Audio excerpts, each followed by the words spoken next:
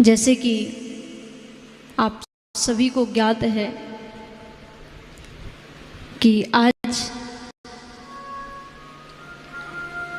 विश्व पर्यावरण दिवस है, तो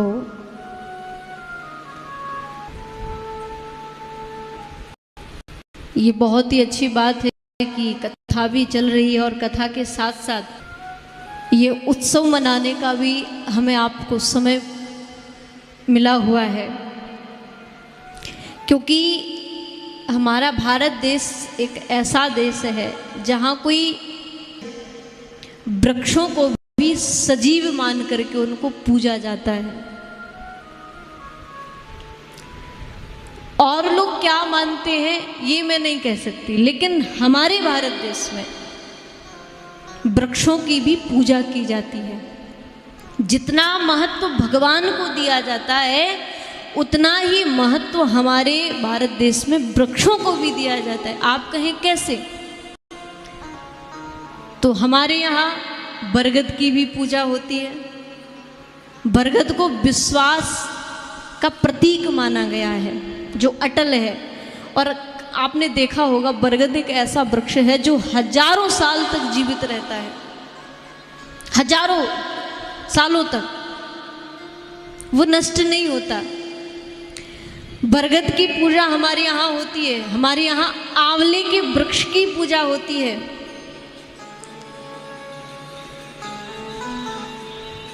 हमारे यहाँ पीपल की पूजा होती है। पीपल को भगवान विष्णु का स्वरूप माना जाता है। और देशों में शायद मुझे लगता है ये सब देखने को नहीं मिलता, लेकिन हमारे यहाँ ये होता है, क्योंकि ये जो वृक्ष है ना, आज हम आप देख रहे हैं कि जो ये विकट संकट जो आज हमारा भारत देश झेल रहा है, जिस स्थिति में आज हमारा ये देश पड़ा हुआ है, जिस वजह से आज हर व्यक्ति अपने घर में छुप करके बैठा हुआ है, बाहर निकलना कोई चाहता नहीं। क्यों? इसका कारण यही है कि लोगों ने अब वृक्षों की देखभाल करना बंद कर दिया। लोगों ने वृक्षों को पालना पोषना बंद कर दिया, बल्कि वृक्षों को काटना प्रारंभ कर दिया है। और आज वृक्षों को काटने की वजह से वो शुद्ध हवा, वो शुद्ध सांसें हमें नहीं मिल पा रही हैं। अब समय ये आ चुका है कि लोगों को सांसें भी खरीदनी पड़ रही हैं। सांसें नहीं मिल रही हैं, ऑक्सीजन लगाना पड़ रहा है। क्यों? केवल कारण यही है कि वृक्षों को हमने लगाया नहीं, बस काटना स्वीकार किया है, लगाना स्वीकार नहीं किया है। वृक्ष हमें वो देते हैं पृथ्वी से निकाल करके जिसकी हमें आवश्यकता है, जो हवा को शुद्ध करते हैं, वायु शुद्ध करके वो हमें फिर प्रदान करते हैं। लेकिन ऐसे वृक्षों को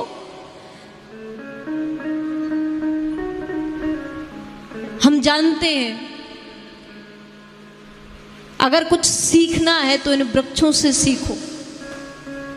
अरे हम मानव होकर के भी दया नहीं कर पाते, ये तो वृक्ष होकर के, जड़ होकर के भी एक जगह से जो दूसरी जगह चल नहीं पाते, उसके बाद भी अगर कोई जाकर इन पर पत्थर मारता है ना महाराज, तो ये बदले में फल दिया करते हैं। कभी ऐसा हुआ है कि आपने वृक्ष में पत्थर मारा हो और उन्होंने पलट के आप में पत्थर मारा हो? कभी नहीं। और कभी किसी इंसान में पत्थर मार करके देखना, पलट करके बौछार हो जाएगी, हैं? वृक्षों को बचाओ, पर्यावरण की रक्षा करो, इसको सुरक्षा दो, इसको बचाओ। आज जगह जगह लोगों ने पहाड़ों को तोड़ना शुरू कर दिया है, बिल्डिंगें खड़ी हो गई है महाराज, वृक्षों को समाप्त कर दिया, वहां मकान बनाए जा रहे हैं।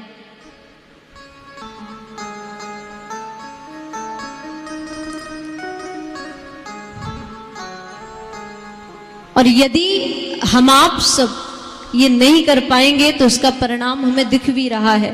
आज भी समझ जाओ, सुधर जाओ, जितना भी हो सके आपसे वृक्ष लगाओ, वृक्षों की सेवा करो। और केवल यही नहीं है कि वृक्ष लगा करके बस छोड़ देना है, नहीं, उसका एक संतान की तरह, एक बालक की तरह पालन पोषण भी करना, और जब तक वो बड़ा ना हो जाए आपसे कुछ और नहीं लेगा, बस जल ही तो देना है, सींचना ही तो है। बदले में आपको छाया देगा, बदले में आपको पवित्र हवा देगा, और क्या लेने वाला है आपसे। तो मैं निवेदन करूंगी कि जितने भी भाई मुझे सुन रहे हैं, जो भी मुझे सुन रहा है यूट्यूब के माध्यम से या फेसबुक के माध्यम से, मैं सबसे अनुरोध करूंगी, प्रार्थना करती हूँ कि कृपा करके आपके आस पड़ोस में, आपके गांव में, आपके नगर में, जहाँ भी आपसे हो सके वृक्ष लगाओ, उनकी देखभाल करो, काटो मत। अगर यदि कोई काट रहा है तो उस वृक्ष को बचाने का प्रयास करो। आप में वो साहस है, आप कर सकते हैं।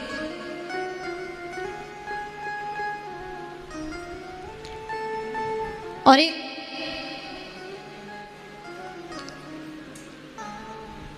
खबर मेरे कान आई, मेरे भाइयों ने बताया, हमारे बुंदेलखंड में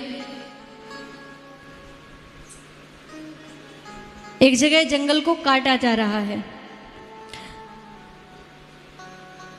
और जो लोग इस प्रकार का दुष्कृत्य कर रहे हैं, मैं इस व्यासपीठ से उनको कहना चाहूंगी कि जब तक मैं जिंदा हूं, ये खून भी बुंदेलखंड का है, ये शरीर भी बुंदेलखंड का है, तो मैं उनको कहना चाहूंगी कि यदि आप इस प्रकार का कर्म करते हैं, जब तक मैं जिंदा हूं तब तक ऐसा काम नहीं होने दूंगी। आज ही मुझे पता चला है, या जो भी वहां सुने, या जो भी जिसके पास भी ये बात पहुंचे, मैं उन भाइयों से भी प्रार्थना करूंगी कि ऐसा कदापि नहीं होने देना है, क्योंकि देश को बचाना है तो पर्यावरण को बचाना पड़ेगा, समाज को बचाना है तो पर्यावरण को बचाना होगा, वृक्षों को बचाना होगा। ज्यादा से ज्यादा वृक्ष लगाओ, बचाओ, इनकी रक्षा करो, नहीं तो भारत देश आज स्थिति हम सबके सामने है, हम सब देख रहे हैं, यही परिणाम है।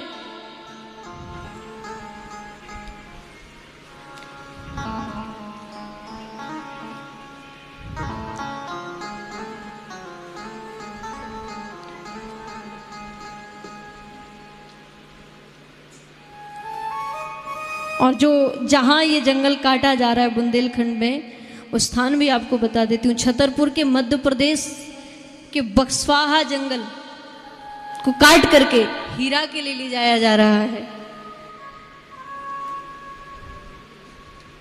तो मैं सभी से प्रार्थना करूंगी, जो मुझे सुन रहे हैं, उन भाइयों को मैं यही कहूंगी, कृपा करके आगे आइए।